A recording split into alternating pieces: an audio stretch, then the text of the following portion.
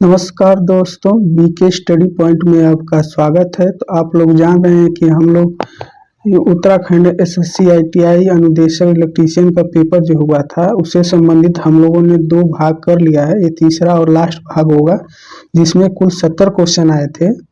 तो जिसमें से हम लोगों ने लगभग आपके 50 क्वेश्चन कंप्लीट हो गए। 20 क्वेश्चन इसमें है जो आपके टोटल 70 क्वेश्चन आए हुए। तो आइए शुरू करते हैं पहले क्वेश्चन से। पहला दिया है कि एक 6 पोल 50 hertz 3 phase induction motor 950 RPM की गति से घूमती है। 950 आरपीएम की गति से घूमती है और रोटर ताम्रहानि 5 किलोवाट है। तो रोटर इनपुट कितना होगा? तो रोटर इनपुट पूछा है कि कितना होगा। तो ये देखते हैं। देखिए, पहला जैसे होता है रोटर इनपुट का फार्मूला आता है, आपको लिखते हैं हम लोग पीआरसी। पीआरसी मीन्स होता है कि कापर का जो यानी ताम्रहानि का, यहाँ पर पीआरसी बराबर एस इंटू पीजी। पीजी क्या है? ये है इनपुट, कितना आपने इनपुट किया हुआ है। एस है अंशी स्लिप, जिसको बोलते हैं फ्रैक्शनल स्लिप बोलते हैं। तो हमें एस पता नहीं है, तो एस निकालने के लिए हम लोग क्या करेंगे, पहले एस बराबर होता है N R minus N S minus N R upon N S into 100। ठीक है, तो इस प्रकार से हमें स्लिप पता चल जाएगा कितना है। उसके लिए हमें सिंक्रोनस स्लिप का मान चाहिए। तो उसके लिए फार्मूला है एन एस बराबर 120 एफ बाई पी। जब इससे निकालेंगे तो एफ का मान 50, पोल की संख्या है 6, तो 6 दूना 12 यानी 1000 आ जाएगा आपका एन एस। 1000 कितना आ जाएगा? एन एस आ जाएगा, यानी सिंक्रोनस स्पीड आ जाएगी। अब 1000 में synchronous speed minus N R into N S है। जब इस प्रकार हम लोग निकालेंगे तो ये आ जाएगा 1000 माइनस 950 बटा के 1000 इंटू 100। ठीक है, जब इसे करेंगे तो ये 50 बटे के 1000 हो जाएगा इंटू 100।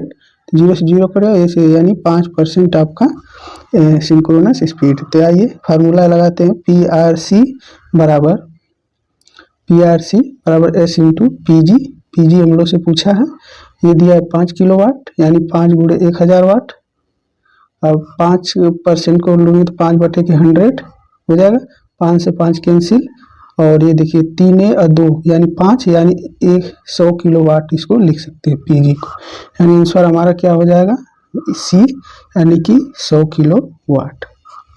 इस प्रकार आप लगा सकते हैं। दूसरा देखिए, संचरण लाइन वोल्टेज बढ़ाने पर लाइन हानि। तो जब हम लोग जो ट्रांसमिशन लाइन होती है उसमें जब वोल्टेज बढ़ाते हैं तो लाइन क्या होती है? घटती है। तो यानी बी वाला ऑप्शन हमारा सही हो जाएगा। आगे है,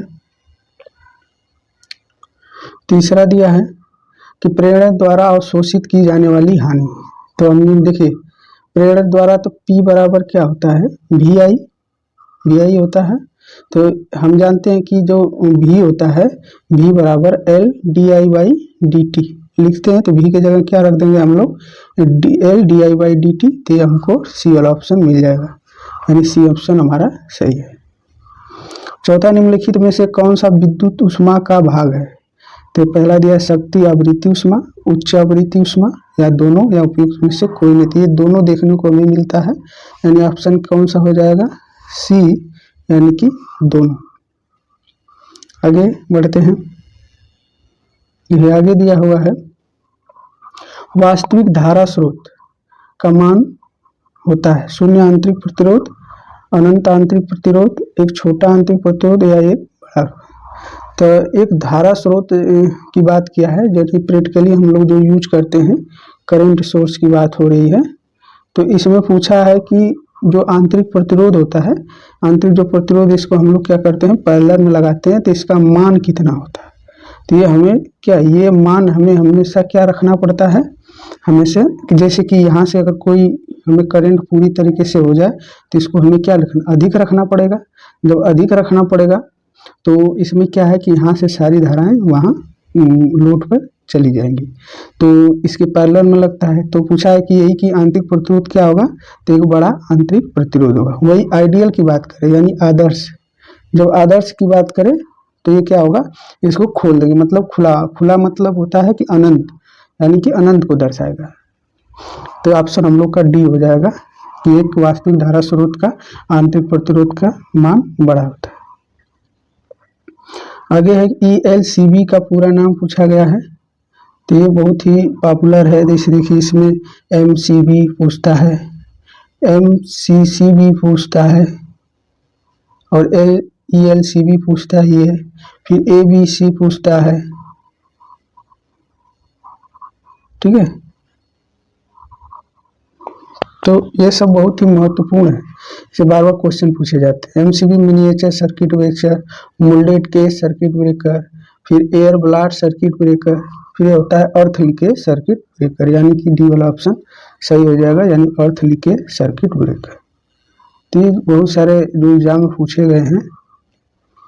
देखिए ये कि आपको प्रैक्टिकली जो करंट सोर्स है देखने को मिलेगा। देखिए ये है, ये इंटरनल करंट सोर्स, आंतरिक प्रतिरोध बोलते हैं, इंटरनल रेजिस्टेंस। तो ये इसके क्या है, इस वाले करंट सोर्स का सिंबल है। तो इसमें क्या है, ये इसका मान अधिक रखा जाता है प्रैक्टिकली। जब वो आइडियल की बात करेंगे, एक आदर्श की बात करेंगे सोर्स की, तो इसको क्या हो जाएगा, ये वाला पूरा हमें ये पूरा हटा दिया गया है, इसमें से देख रहे हैं ये पूरा हटा दिया गया है, तो ये अनंत प्रतिरोध दर्शाएगा, यानी यहाँ पर कोई प्रतिरोध है ही नहीं, तो पूरी पूरी यहाँ से पूरा करंट यहाँ से फ्लो करेगा। तो इस चीज़ को ये दर्शाया है, ठीक है। आगे बढ़ते हैं कि करंट सोर्स के अलावा वोल्टेज सोर्स होता है, क्योंकि ये इंडिपेंडेंट सोर्स ये दो होते हैं, स्वतंत्र स्रोत, करंट सोर्स और वोल्टेज सोर्स। तो इन दोनों से क्वेश्चन बार बार एग्जामिनर उठाता रहता है। तो देखिए इसमें आइडियल यहाँ पर आदर्श की बात किया है, तो इसमें क्या है कि ये पूरे शॉर्ट को दर्शा दिया है। तो पहले इसको समझते हैं प्रैक्टिकली एक्चुअली होता क्या है। कि देखिए ये जो प्रतिरोध है कि यहाँ पर हमें कोई लोड जोड़ा गया है, ठीक है, ये कोई लोड हम जोड़े हैं, तो हमें क्या है कि यहाँ से वोल्टेज हमें यहाँ पर प्राप्त हो, तो इसका मान हमें क्या रखना पड़ेगा, कम से कम रखना पड़ेगा। आंतरिक प्रतिरोध रखने का तात्पर्य है कि ये जो इक्विपमेंट लगा है कुछ सेफ्टी रहे, कुछ सेफ्टी भी रहे, और यहाँ से जो बोलते हो इसमें थोड़ा बहुत रुकावट आ रहा है आंतरिक प्रतिरोध का, यानी जो भी लोड होगा उसका कुछ इसका भी तो आंतरिक प्रतिरोध होगा। तो लेकिन इसमें क्या है कि यहाँ से कुछ आंतरिक प्रतिरोध हम लोग क्या करेंगे, यहाँ से कुछ वोल्टेज ड्रॉप हो जाता है। तो क्या करें कि आइडियल मतलब माना जाता है कि अगर ऐसा न हो, लेकिन इसके प्रैक्टिकली ऐसा संभव है नहीं, लेकिन माना जाता है कि अगर ये चीज़ें न हो तो ये क्या है, शॉर्ट को दर्शाएगा। तो आइडियल कंडीशन में एक आंतरिक प्रतिरोध का मान 0 हो जाता है। तो ये दोनों ही महत्वपूर्ण है, इस चीज़ को आप लोग ध्यान रखना है।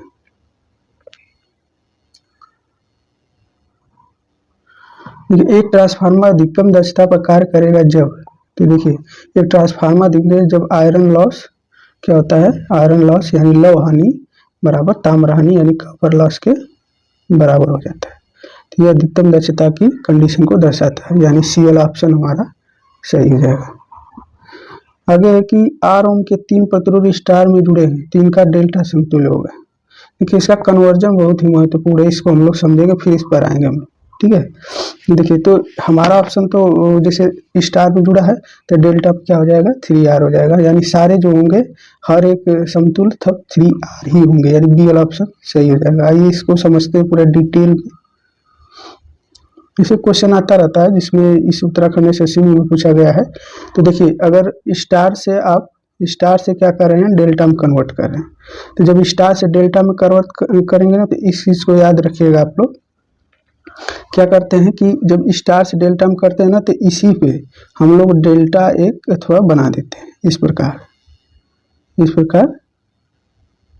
बना देते हैं। जब इस प्रकार बना लेंगे, अब यहाँ मान लेंगे R1 है, यहाँ R2 है, यहाँ R3 है, तो हमें स्टार से डेल्टा है, तो स्टार पर हमने डेल्टा बना लिया।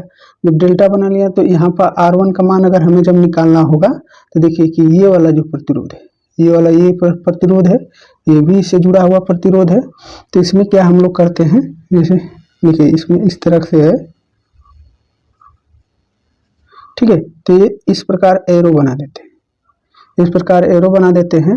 तो उसमें लिखते हैं RA, जैसे इसमें ABCD दिया है, तो देखिए RA इंटू RE, फिर उसके बाद RA जैसे R1 RA R1 और R3, ये हो जाएगा। मान लीजिए इसका हमें ज्ञात करना है, तो R1 R3, एक मिनट इसमें सही से दिख नहीं रहा। अगर हमें देखिए कि यहाँ पर मान लीजिए हम कोई रेजिस्टेंस 3 लिए हैं, ठीक है, यहाँ पर ठीक है। तो यहाँ पर ऐसे किए हैं तो R1 और R3, R1 और इंटू R3 हो गया, R1 इंटू R3 बटा के, देखिए इसके विपरीत में कौन है, ये कौन है, R2, ये R2, ये चीज़ है, सुनिए आपको, ये है इसका R1 R2, और उसके बाद इसमें कुछ मिस्टेक किया गया है, तो इसमें क्या है, RC को दर्शाया है, अच्छा इधर का उधर कर दिया है, सही, ठीक है। इधर का मान लीजिए ये स्टार है ना, जैसे डेल्टा से स्टार इसमें करना है, स्टार से डेल्टा करना, जैसे डेल्टा स्टार में क्या है कि जब डेल्टा से स्टार करते हैं तो ये वाला कंडीशन है, डेल्टा से स्टार, जब स्टार से डेल्टा करते हैं तो ये वाला कंडीशन है, स्टार से डेल्टा, सॉरी, तो इस चीज़ को ध्यान रखना है, ठीक है। इसी प्रकार आप कन्वर्जन कर सकते हैं। अगला है कि एक तड़ित निरोधक, तड़ित चालक या लाइटिंग अरेस्टर, तड़ित निरोधक चालक को स्थापित करने चाहिए ट्रांसफार्मर के पास, सर्किट ब्रेकर के पास, बस बार के पास या खंभे के पास। ये क्या है, ट्रांसफार्मर के पास हम लोग, लाइटिंग अरेस्टर का काम क्या होता है, जो आकाशीय बिजली होती है, आकाशीय बिजली जो किसी भी इक्विपमेंट को सुरक्षा देने के लिए उसमें क्या हम लोग लगाते हैं, लाइटिंग अरेस्टर का प्रयोग करते हैं। चाहे वो ये भी क्वेश्चन पूछा लाइटिंग अरेस्टर का काम क्या है, तो ये क्या है, कोई इक्विपमेंट से सुरक्षा और मानव को भी इसे सुरक्षा प्रदान करता है, तो ये भी ध्यान रखना। देखिए एक 4 पोल डीसी मशीन 1500 आरपीएम की गति से चल रही है, तो आर्मेचर वाइंडिंग में प्रवाहित विद्युत धारा, देखिए इस पर ये जैसे डीसी मशीन जैसे ही लोग पढ़ेंगे सीधा टिक कर देंगे 0 हर्ट्ज, पूरी पहले हर एक क्वेश्चन को पूरे ध्यानपूर्वक पढ़ना चाहिए। देखिए इसमें बोला है कि आर्मेचर वाइंडिंग में प्रवाहित विद्युत धारा की आवृत्ति पूछा है, जो आर्मेचर हम जानते हैं कि उसमें क्या होता है, एसी होता है, जब एसी होता है तो फिर फार्मूला निकालना ही होगा, तो वही फार्मूला NS बराबर 120F/P, सिंक्रोनस स्पीड दिया है 1500, 1500 120 हर्ट्ज पूछा है, और उसके बाद पोल कितना है 4, 4 3 12 30 हो जाएगा, 0 से 0 3 पर पन्ने यानी 50 हर्ट्ज, यानी बी वाला आंसर सही हो जाएगा, यानी 50 हर्ट्ज आंसर आएगा, ठीक है। आगे बढ़ते हैं, 11 क्वेश्चन है, निम्न में से कौन सा यूपीएस का सही बी निर्देश है, तो देखिए इसमें वाट, एम्पियर, माइक्रोफैरड में नहीं आता, ये वाला ऑप्शन सही है कि आपका बी निर्देशक है, ओ सॉरी बी निर्देशक पूछा है, मतलब इसमें से नहीं है, तो ये तो ऑप्शन आपका तो ये भी होता है, तो सॉरी यहाँ पर मिस्टेक हो जाएगा, यहाँ बी निर्देशक है, तो 40 एम्पियर में तो मान सकते हैं, एम्पियर में होता है, वाट में 2 है तो वाट में होता है, लेकिन माइक्रो फैरड में नहीं होता है, फैरड और में नहीं होता है, कैपेसिटर का सब है, सी वाला ऑप्शन सही हो जाएगा। बाइनरी संख्या 1011 का ग्रेड कोड, देखिए ग्रेड कोड निकालने का एक सिंपल है, इसको आप एक ध्यान दीजिएगा, देखिए एक जोड़ आपने पढ़ा होगा, तो 1 + 1 को जोड़ते हैं तो 1 0 आता है, तो इसको 0 लिखते हैं, फिर 0 + 0 को जोड़ते हैं तो क्या आता है 0 आता है, ये बाइनरी का सिस्टम है, 1 + 0 जोड़ते हैं तो 1 आता है, फिर 0 + 1 जोड़ते हैं तो फिर भी 1 आता है। तो इसमें क्या करते हैं कि जैसे इसमें दिया है 1 1 1 0 1 1, तो इसको सेम लिखेंगे 1, फिर क्या करेंगे 1 को 0 में जोड़ेंगे, तो 1 को जब 0 में जोड़ेंगे तो यानी ये वाला कंडीशन 1 आएगा, फिर यहाँ पर क्या करेंगे 0 को 1 में जोड़ेंगे, तो 0 को जब 1 में जोड़ेंगे तो क्या आएगा 1 आएगा ना, फिर उसके बाद फिर 1 को 1 में जोड़ेंगे तो फिर क्या आएगा, 1 को 1 में जोड़ेंगे तो 0 आएगा, यानी कि 11 10 आपका आंसर हो जाएगा, यानी डी वाला ऑप्शन सही हो जाएगा, ठीक है, डी ऑप्शन 11 10 ग्रे कोड निकालने का तरीका है। आगे है एक 440/110 यानी स्टेप डाउन ट्रांसफार्मर का प्रारंभिक प्रतिरोध 0.03 ओम है एवं द्वितीयक प्रतिरोध 0.02 ओम है, यदि लौ हानि 150 वाट है तो अधिकतम दक्षता के लिए द्वितीयक हानि ज्ञात करिए। देखिए इसमें तरीका एक है, जैसे अधिकतम दक्षता कंडीशन क्या होती है, कॉपर लॉस बराबर आयरन लॉस। तो आयरन लॉस तो बदलने वाला नहीं क्योंकि एक स्थिर हानि, तो 150 वाट तो हो जाएगा। तो कॉपर लॉस है इसमें, जैसे कॉपर लॉस में जैसे I square R, I1 I2 plus I square R I2 R2। इस प्रकार जब सॉल्व करेंगे ना, इसमें मान रख के, तो आपका आंसर आएगा B 79.28 एम्पियर। इसको आप सॉल्व कर लीजिएगा। आगे है 14 नंबर, SMPH के इनपुट के तरंग सामग्री अथवा उर्मिका यानी रिपल होती है। तो इसमें पूछा कि रिपल मतलब SMPH में कितना होती है। तो इसमें क्या होता है, SMPH में रिपल ज़्यादा होती है, शायद कंफ्यूजन है इसमें, इसको छोड़ दीजिए, इसको हम नहीं, एक मिनट। अच्छा, रिपल की बात किया है। रिपल मतलब वो होता है कि जैसे इसको कन्वर्जन जब होता है, मतलब ये SMPH काम क्या है, जैसे AC टू DC कन्वर्ट कर रहा है, तो AC के कुछ गुण DC में वो चले जाते हैं, यानी प्योर DC नहीं मिल पाते, तो रिपल होता है। ये तो कम होगा, क्या होगा, कम होगा, यानी बी वाला ऑप्शन सही हो जाएगा। देखिए ये SMPH क्या होता है, देखिए यहाँ पर दर्शाया गया है। ये एक CPU है। CPU में ऊपर भाग ऐसे देखते होंगे आप लोग, ये मार्किंग किया हुआ है, यही है। इसका मात होता है switch mode power supply. Switch mode कहीं के स्विचिंग मोड पावर सप्लाई दे देगा, सिर्फ स्विच मोड पावर सप्लाई देगा, सारा चीज एक ही है। इसका कई एक होता है। तो ये देखिए, ये अलग करके यहाँ पर दर्शाया गया है। देखिए इसका काम क्या है, AC से DC में भी कन्वर्ट करना, DC को AC में भी कन्वर्ट करता है, AC को AC में कन्वर्ट कर देता है। और कन्वर्ट करने का मतलब एम्पलीफाई कर देना, बढ़ा देना। और DC के DC का मतलब चॉपर की तरह ये भी काम करता है। देखिए यहाँ पर देखिए कम वोल्टेज, यदि एक कम वोल्टेज होता है, यदि कम वोल्टेज हो तो ज़्यादा कर देता है, और ज़्यादा कर देता है तो उससे कम, अर्थात इसको वोल्टेज को मैनेज करने का काम करता है। इसे क्या करता है, वोल्टेज घट बढ़ रहा है तो उसको मैनेज करने का काम करता रहता है। ये बहुत ही महत्वपूर्ण है ये क्वेश्चन। इसका कार्य क्या होता है, इसका ये बेसिकली काम यही है, वोल्टेज कम बेसी होने पर उसको एडजस्ट करते रहना। ये निम्नलिखित को रूपांतरित करें। देखिए हेक्साडेसिमल में दिया है, बाइनरी अरे डेसिमल में कन्वर्ट करना है। तो देखिए एफ क्या होता है, 15 पर होता है, तो इसको 0 इसको 1 कर लीजिए। तो यानी कि 16^0 इंटू 15 प्लस 16^1 इंटू 15, तो 1 हो जाएगा, यानी 16 इंटू 15 प्लस 15। अब इसको जब सॉल्व करेंगे, देखिए 16×5 80, 16 कम 16, 16×8 कितना हो जाएगा, एक मिनट, 16×8 8×6 24, यानी 240 प्लस 15 5 5 2 255, यानी कितना आ जाएगा आपका, बी वाला ऑप्शन सही हो जाएगा। देखिए वायु से प्राप्त शक्ति, देखिए ये बहुत ही नया क्वेश्चन है। हवा के वेग के अनुपाती होता है, हवा के वेग के वर्ग के अनुपाती होता है, हवा के वेग के तृतीय घात के अनुपाती होता है। ये ऑप्शन सही है, तृतीय घात के अनुपाती होता है। ये वाइंड जो पावर प्लांट होता है ना, उसमें पढ़ने को मिलता है, तो पावर प्लांट वाले चैप्टर में आपको ये मिलेगा।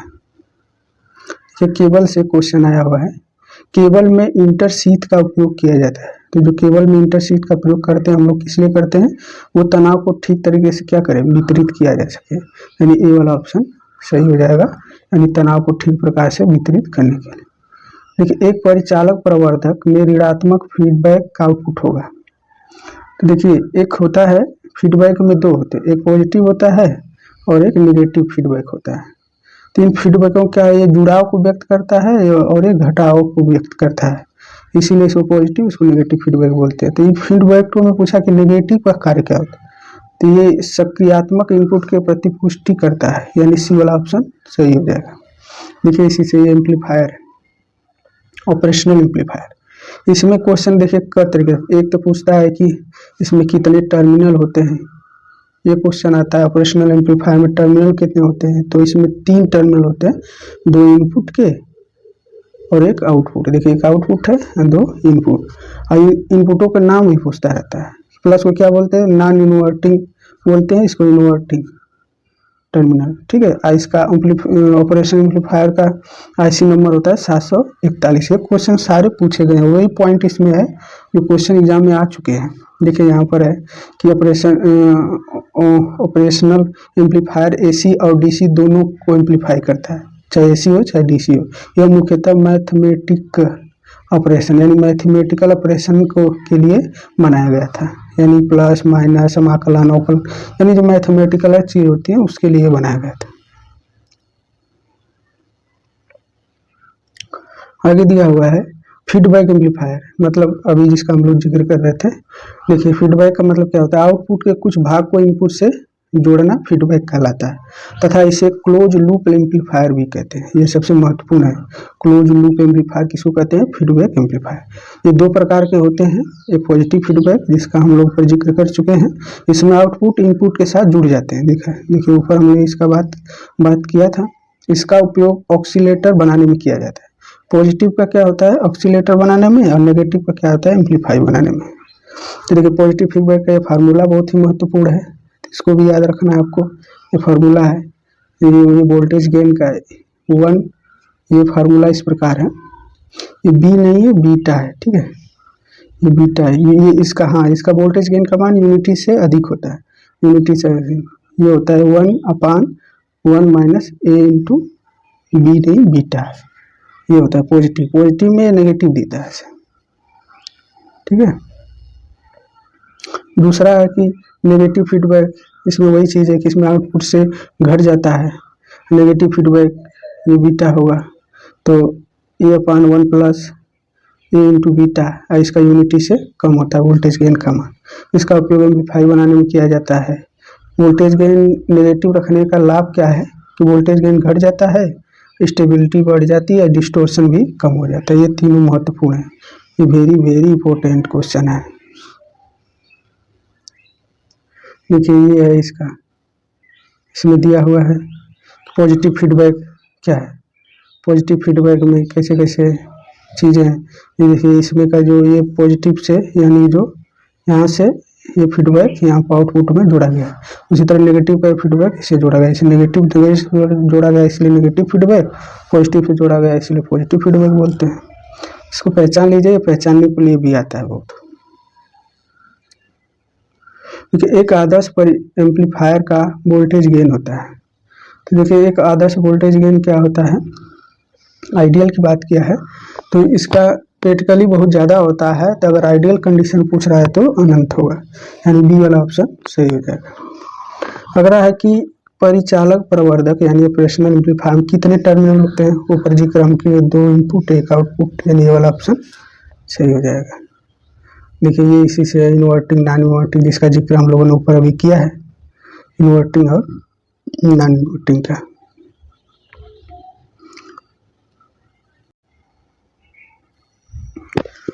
देखिए ये इसका इन्वर्टिंग एम्पलीफायर और नॉन इन्वर्टिंग एम्पलीफायर दोनों का है, तो ये आपका फार्मूला इसका महत्वपूर्ण है। ये जो वोल्टेज गेन का दिया हुआ है इन्वर्टिंग और नॉन इन्वर्टिंग, इससे भी क्वेश्चन आते रहते हैं। तो बस आज के लिए इतना ही। अब ज़्यादा से ज़्यादा चैनल को सब्सक्राइब करें, लाइक करें और शेयर करें। जय हिंद जय भारत।